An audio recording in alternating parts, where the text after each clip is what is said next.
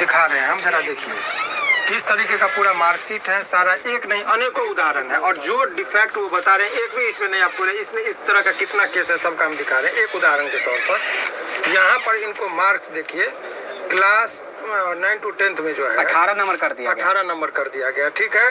और qualifying paper में 92 है, इसको आपने देख लिया। अब इनको जबकि कितना नंबर है वो जरा देखिए, इनका वो रोल नंबर भी है आपको, यदि इस पर आपको अभी हमारी उपस्थिति फिर से पटना उच्च न्यायालय में मौजूद है। हमारे जस्ट राइट साइड में देखेंगे तो वही शिवनंदन भारती जी भी मौजूद हैं, जो तमाम सैकड़ों स्टूडेंटों का एक आवाज बनकर उभरे हैं कि भाई हम तमाम लोगों को जो भी है जजमेंट दिलाएंगे और सही चीज वे दिखलाएंगे, जो जिनके साथ जेन्युइनी जो होना चाहिए वो नहीं हुआ है, जिनके साथ गलत व्यवहार किया गया उन लोगों को हम जो भी हक दिलवाएंगे। सर सबसे पहले तो बहुत बहुत स्वागत है सर। जी बहुत बहुत शुक्रिया आपका। एक जानकारी सर मिली है हमको, इसलिए मैं आपका सर इंटरव्यू लेने आया हूँ कि डोमिसाइल के लेकर कुछ पटना उच्च न्यायालय में हो रही है क्या? नहीं देखिए, कुछ लोगों ने संपर्क किया था और ये लोगों में बहुत सारे छात्रों का एक कॉमन आवाज आने लगा है कि ये जो डोमिसाइल की जो बात बता रहे हैं ना, कि हर स्टेट में अभी देखिए ये बात तब से पकड़ने लगी है जब से अभी झारखंड के माननीय मुख्यमंत्री जी का आया कि मैं डोमिसाइल नीति को और अपनाऊंगा और एक भी बाहरी को अब झारखंड के गवर्नमेंट सर्विस में नहीं आने दूंगा। उनका ये था कि मैंने झारखंड का गवर्नमेंट है तो झारखंडियों के लिए काम करेगा, झारखंडी स्टूडेंट। हाँ, तो बिहार के संदर्भ में जब बातें होने लगी तो बिहार में भी लोगों का कहना है कि बिहार में बिहारियों को नौकरी नहीं मिलेगा और बाहर में जाके मार खाते हैं। तो बिहार में जब इतनी बड़ी अपॉर्चुनिटी आई, और इसमें एक टेक्निकल एरर है जिस पर नोटिफिकेशन में जो जाएगा तो ये खतरा है ही। और वो खतरा क्या समझिए, जब कभी भी विज्ञापन निकलता है तो विज्ञापन क्या है, एक जनरल ऑफर है, कॉन्ट्रेक्चुअल बेसिस लॉ पॉइंट पर समझिए कि विज्ञापन को देखा, उसमें जो शर्तें लिखी गई उस शर्त आपको पसंद हुआ तब आप फॉर्म भरने जाते हैं। तो आपने देखा कि वो बिहारियों के बीच में कंपटीशन अमॉन्ग्स द बिहारी है। इस शर्त को देखते हुए छात्र का कहना है कि हमने फॉर्म भरा। अच्छा, जब फॉर्म भर दिए तब बीच में सारा चीज हो गया, तब माने लास्ट मोमेंट में आप क्या कह रहे हैं कि डोमिसाइल नीति को हम हटा दिए पॉलिटिकल कारण से। तो छात्र का कहना कि ये हटाते तो हम फॉर्म नहीं भरते, एग्जाम देने नहीं जाते। तो ये विज्ञापन को देख के जैसे कि भाई जैसे कॉन्ट्रैक्ट हुआ, एक ही ऑफिस देख के आप खरीदने आए, जब आप पैसा दे दीजिएगा तब कहेंगे हम एसी हम लेके जाएंगे, फाइल हम लेके जाएंगे, तो नहीं होगा, कहेगा तो कॉन्ट्रैक्ट से पहले होना चाहिए था बात। सही बात। तो उस आधार पर कोर्ट भी कहती है कि जो भी विज्ञापन है उसमें संशोधन का जो है इसको बहुत कम रहता है, खास करके ऐसा संशोधन जिसका एडवर्स इफेक्ट पड़े तो वो बिल्कुल नहीं होना चाहिए। एडवर्स इफेक्ट का मतलब कि वो शर्त जिसका दूरगामी प्रभाव पड़ता हो।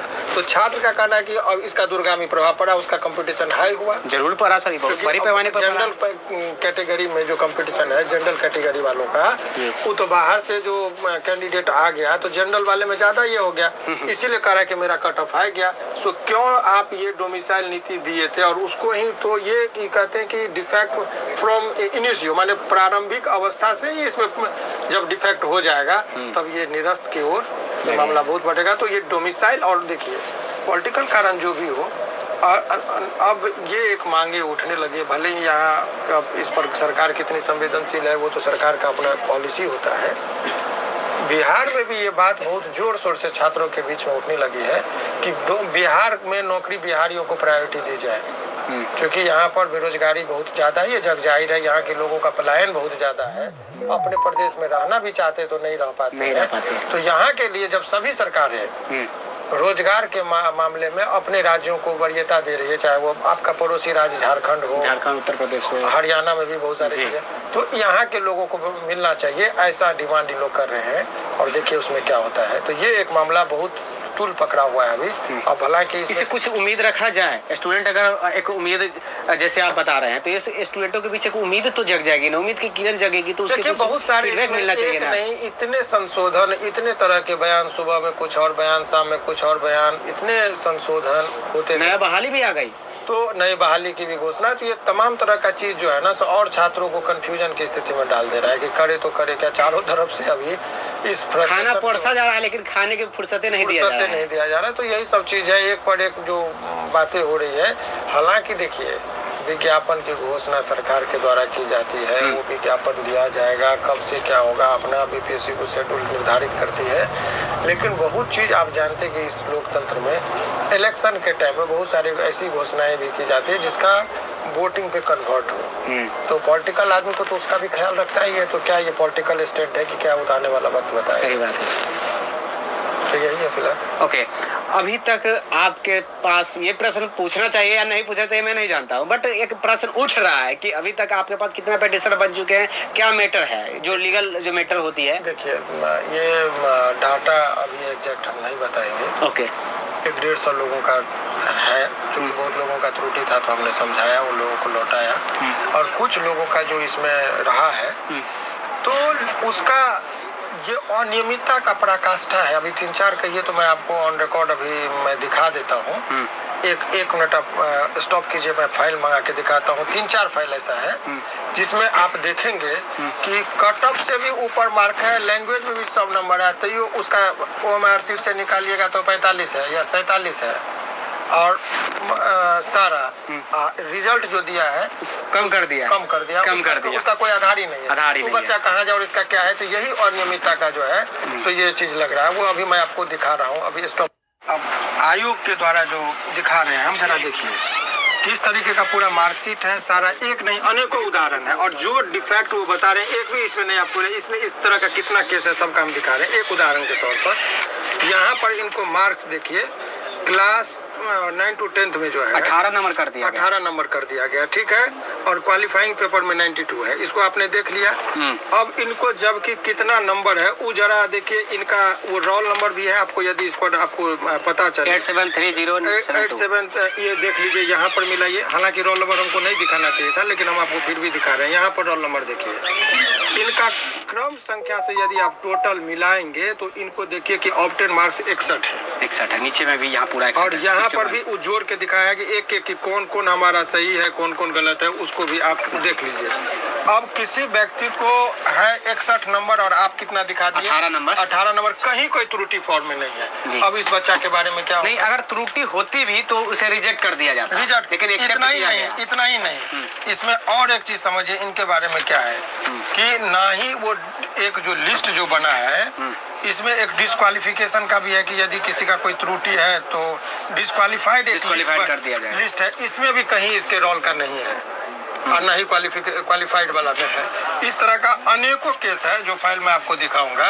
इस इतने व्यापक पैमाने पर त्रुटि का क्या है, तो ये जल्दबाजी में जो आप त्रुटि कर रहे हैं तो छात्र कहना क्या चाह रहे हैं कि रिजल्ट कार्ड में भी कुछ गड़बड़ हुई है। गड़बड़ नहीं, और मैं ये नहीं कह रहा हूँ कि घोटाला है। आप वकील साहब हैं, मैं ये न्यायालय में जो आने पर जो मजबूर हो रहे छात्र, तो इसके लिए कौन है जिम्मेदार। 18 बना दिया गया 61 को जो आप उन्हीं के द्वारा दिया गया है। मैं दावे के साथ कह रहा हूँ, यदि कोई इसको देख भी रहे हैं आयोग के आदमी, तो मैं रोल नंबर वाइज देख रहा हूँ कि आप चेक कर लीजिए, इनका OMR सीट अभी भी निकालिए और आप चेक कीजिए कि इस बच्चे के साथ इतना नहीं। अभी एक उदाहरण दिया हूँ इस तरीके का, 137 आंकड़ा है मेरे पास, 137 आंकड़ा है बच्चों का, इसी प्रकार का भी तो डॉक्यूमेंट्स में अभी पेश कर सकता हूँ, जिसका एक नहीं इसी प्रकार के आपके पास यस इस तरह का। इसीलिए मैं सेपरेट फाइल में रखा हूँ इसका। अभी जब आप देखेंगे कि जरा देखिए कि किस तरीके से, मतलब ये आप एविडेंस भी दिखा रहे हैं। छात्रों को ये जो लग रहा है कि कट ऑफ जारी हुआ, कट ऑफ से मेरा नीचे था, जरा इसको भी तो देख लीजिए कि इस तरह का भी कितनी अनियमितता बरती गई है। तो बहुत सारी बातें, किसी को तो लैंग्वेज में भी फेल कर दिया गया जो अच्छा मार्क्स, अच्छा अभी और आपको दिखा रहा हूँ 1-2 फाइल और है, लेकिन सब में इसी तरह का है। तो एक उदाहरण के तौर पर समझिए कि इस तरह की बातें बहुत ज्यादा हो रही है और छात्र जो है तो बेवजह परेशान हो रहे हैं। और कोई केस जैसे कि आपने ये बताया कि ये एविडेंस दिखा के बताया कि यहाँ पे ये गड़बड़ी किया गया या फिर जो भी है त्रुटि हो गई, और आपके पास किस प्रकार के केस अभी मैं दिखा रहा हूँ 1-2 और उदाहरण। दीना जी एक और फाइल लाइए। मुख्यमंत्री नीतीश कुमार और उप मुख्यमंत्री तेजस्वी यादव पहले कहा रहे थे कि नियुक्ति पत्र देंगे। अब कल परसों से जो खबर आ रही है कि गांधी मैदान में 2 तारीख को अपबंधित नियुक्ति पत्र मिलेगा, चाहे जो भी है कौन सा नियुक्ति पत्र होता है, प्रोविजनल नियुक्ति पत्र मिलेगा। ये क्या होता है सर, ये देने का क्या मकसद? देखिए इसके पीछे ये कारण है कि नियुक्त तो वो कर रहे हैं, लेकिन एक शर्त ये लगा रहे हैं कि ये आपको कंडीशनल दे रहे हैं, क्योंकि उन्होंने क्लियर कर दिया कि सर्टिफिकेट का हमने अभी वेरिफिकेशन नहीं किया है। सर्टिफिकेट का जब हम वेरिफिकेशन करेंगे और बाद में यदि पता चलेगा कि कोई त्रुटि है तो उनको वो नौकरी से टर्मिनेट भी कर सकते हैं। इसीलिए उन्होंने यही शर्त के साथ अभी वो ज्वाइन करा रहे हैं। पहले तब तक फर्जी भी जाकर पढ़ा सकते हैं, अभी वो नौकरी कहने का मतलब तो यही अभी इसका मतलब ये हुआ। देखिए यही जल्दबाजी में जो प्रक्रियाएं होती थी यही सब होता है। क्या कारण था? पहले नियम ये होना चाहिए, पहले नियम यही है कि पहले आप डॉक्यूमेंट्स का वेरिफिकेशन कर लीजिए, उसके कॉम्पिटेंसी को देख लीजिए, उस बच्चे को फिर आप ज्वाइन कराइए। तो इतनी जल्दबाजी किस चीज की है? वही नहीं। अब ये तो वही बातें हो गई पहले। अभी जो हमारे यहाँ जो अभी परंपरा है, जो साधारण और ठेठ अंदाज में कहिए तो क्या होता है, पहले मटकोर होता है, फिर शादी होती है, फिर सुहागरात की बात होती है। अब क्या है कि पहले सुहागरात कर लो, फिर शादी करना, फिर मटकोर करना। पहले इस्तेमाल करे फिर विश्वास करे। वही बात एक ऐड पहले आता था, नहीं पहले एक ऐड आता था, मुझे बोलना नहीं चाहिए लेकिन पहले एक ऐड ऐसा भी आज भी शायद आता है, कोई सर्फ का है, मैं नाम नहीं लेना चाहूंगा, नहीं मैं उस सर्फ का नाम नहीं लेना चाहूंगा। तो वही ऐसा ही तो क्या यही चीज, ये अनियमितता का घोर अनियमितता है ना, कि पहले आप उसको सर्टिफिकेट को वेरीफाई नहीं कर रहे हैं और आप ज्वाइन करवा रहे हैं, और वो सीट भी बच्चे का खा रहा है जो मेधावी है, बाद में उसको तो ज्वाइन नहीं कराइएगा।